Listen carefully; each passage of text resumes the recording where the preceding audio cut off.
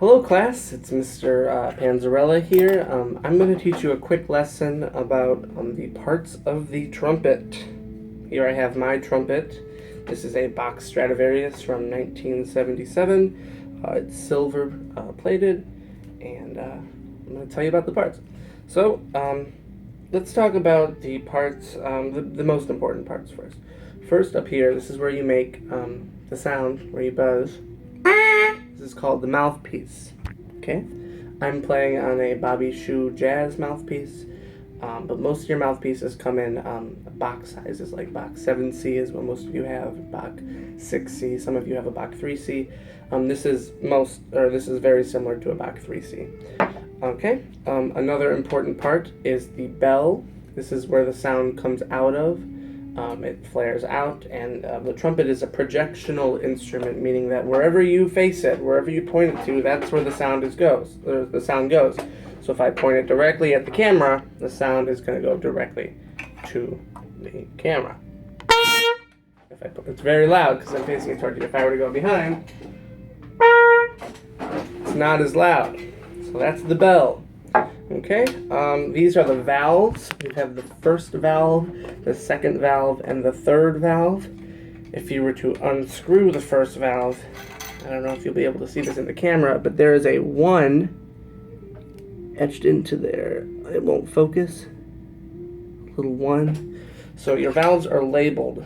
Make sure they go the right way into the valve casing, which is where your hand wraps around. These 3 things where my fingers are, that's the valve casing, okay? So your valves go in there, okay? Where your mouthpiece goes into, the mouthpiece receiver connects to the lead pipe. It's the first pipe that the sound travels through. They get very dirty, so make sure that you clean them out with warm water regularly, probably once a month. Clean out your mouthpiece once a week, and clean the entire trumpet once every couple months. But the lead pipe, mouthpiece, and the entire trumpet. Okay, so those lead pipe, valves, mouthpiece, bell. This is your main tuning slide.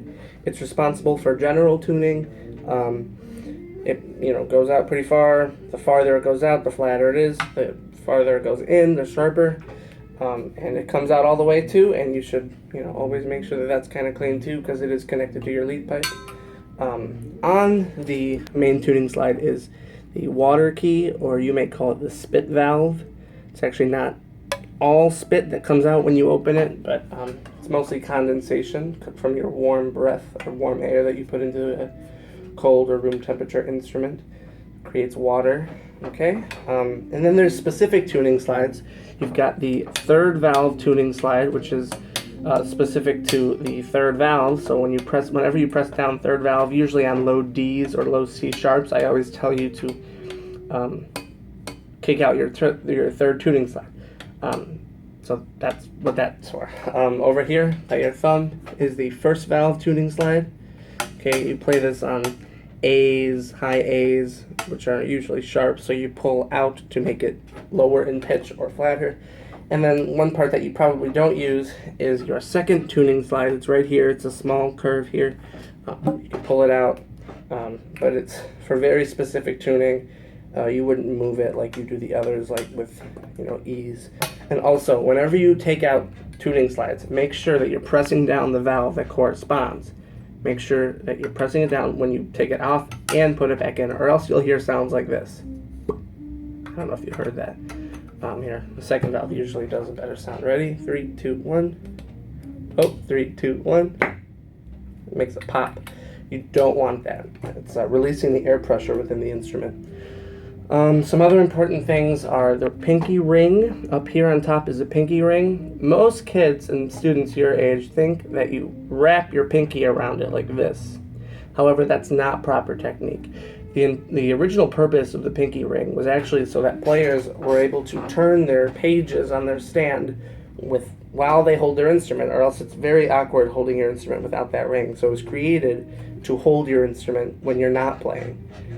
When you are playing, you can see if I bring it up close, the pinky ring has a slight dip on the top. That is where your pinky is supposed to rest when you're playing. It rests on top of the ring.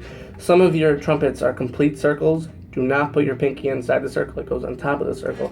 In fact, it's best to not even touch it at all, so you can play with your pinky up, like you're an English person drinking tea. Okay? So always either put it on top or up. Never wrap it around.